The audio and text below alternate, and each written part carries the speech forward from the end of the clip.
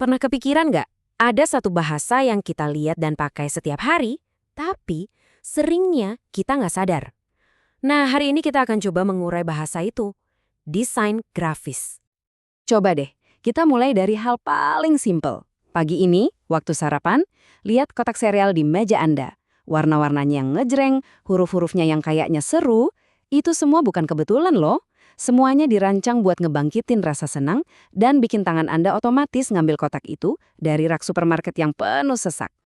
Oke, sekarang coba deh ambil HP Anda. Perhatiin ikon-ikon aplikasi yang Anda pencet tiap hari. Setiap ikon, setiap tombol, tata letaknya, itu semua udah dipikirin matang-matang biar kita pakainya gampang, enak, dan nggak perlu mikir, intuitif gitu. Atau gimana dengan iklan yang barusan Anda scroll di media sosial, gambar yang keren, dan tulisan yang singkat padat, itu adalah kerjaan desainer yang tujuannya cuma satu, bikin jempol kita berhenti gerak, minimal 1 detik aja. Jadi kotak sereal, ikon di HP, iklan, apa sih benang merahnya? Ya, semuanya itu dibentuk oleh satu hal yang sama, yaitu praktek yang disengaja, yaitu desain grafis. Nah, yuk kita bedah lebih dalam lagi. Oke, biar benar-benar ngerti, kita coba pecah dulu kata-katanya sampai ke akarnya. Jadi ada 2 kata kunci di sini. Desain, itu soal rencana, soal niat. Grafis, itu soal visualnya. Titik, garis, gambar. Jadi intinya, ini semua tentang niat di balik setiap visual yang kita lihat. Nggak ada yang kebetulan. Nah, ini dia intinya. Waktu 2 kata itu digabung, desain grafis itu bukan cuma soal bikin sesuatu jadi cakep, tapi gimana caranya pesan atau informasi bisa nyampe ke kita secara efektif, jelas, dan kena. Terus, gimana caranya para desainer ngobrol sama kita? Ya, mereka punya alat-alat atau elemen dasar ini. Ada teks, ada gambar, ada ilustrasi.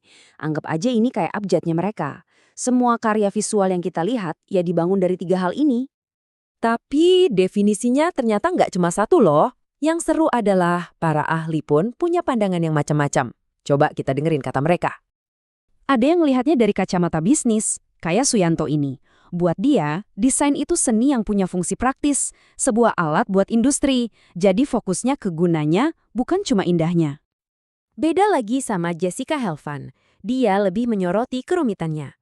Menurut dia, ini bukan cuma nempel-nempelin gambar dan tulisan, tapi butuh pemikiran yang dalam buat ngegabungin 2 hal itu jadi satu kesatuan yang pas.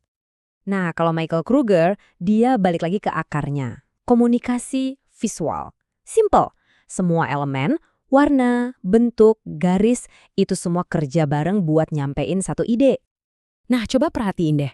Dari 3 pandangan yang beda tadi, bisnis, seni, komunikasi, semuanya tuh sebenarnya nyambung ke 3 hal ini.